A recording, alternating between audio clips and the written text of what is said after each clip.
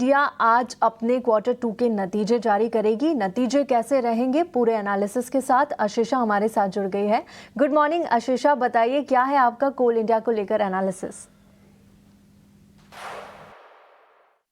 बिल्कुल कमज़ोर नतीजे एक्सपेक्टेड है कोल इंडिया से दूसरी तिमाही में।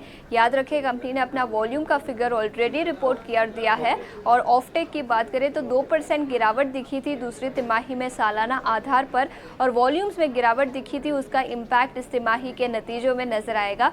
सीक्वेंशियल और ईयर ऑन ईयर बेसिस पर कमजोरी एक्सपेक्टेड है। सीक्वेंशियल बेसिस पर याद रखें मानसून का सीजनल इम्पैक्ट था और इसी के चलते नतीजे काफ़ी कमज़ोर अक्रॉस द बोर्ड नजर आ सकते हैं।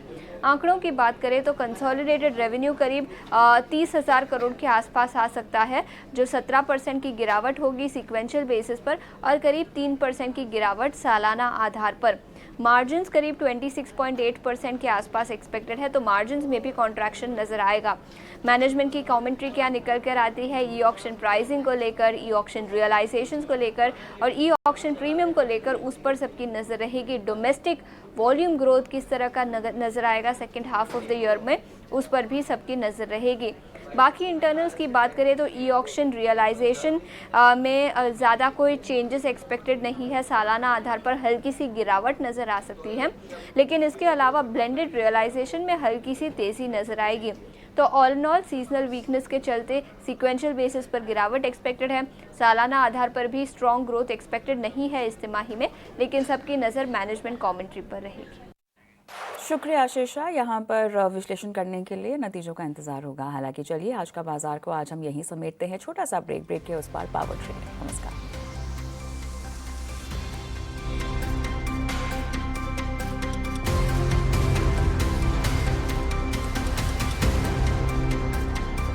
पॉजिटिविटी आ रहा है तो मार्केट को सपोर्ट देना चाहिए।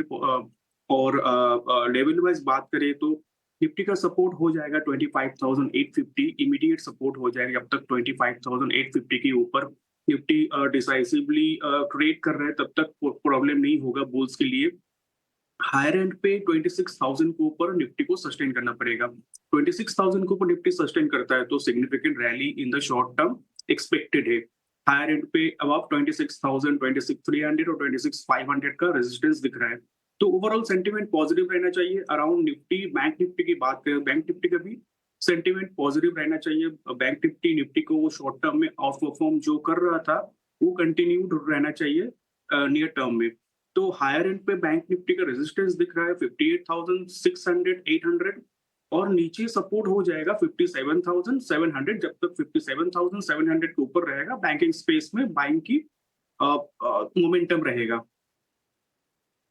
ओवरऑल पॉजिटिव सेटअप आज मार्केट के लिए यहाँ से नज़र आ रहा है।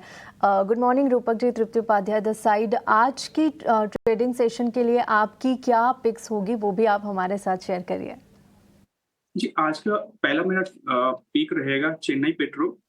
इस स्टॉक ने एक सिग्निफिकेंट ब्रेकआउट दिया डेली और वीकली चार्ट पे, और अगर देखें तो मोमेंटम इंडिकेटर भी पॉजिटिविटी इंडिकेट कर रहा है शॉर्ट टर्म के लिए। तो मुझे लगता है यहाँ पे एक पोजिशनल कॉल बन सकता है। तो बाई की सलाह रहेगी around 843 for a target of 970 और स्टॉप लॉस डालना होगा 870, 780 पे।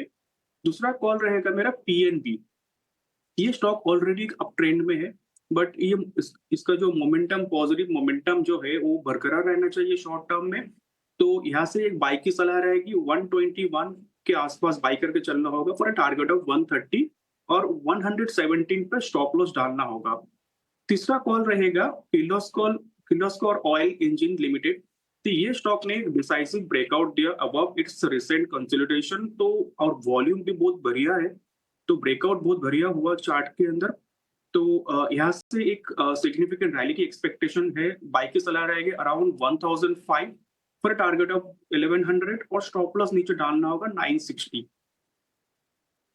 ये हो गई आज की ट्रेडिंग पिक्स रूपक जी की साइड से। आपकी स्क्रीन पर हमने लगातार दिखाई है पीएनबी, चेन्नई पेट्रो और किर्लोस्कर ऑयल पर आज उन्होंने अपनी स्ट्रेटजी बताई है।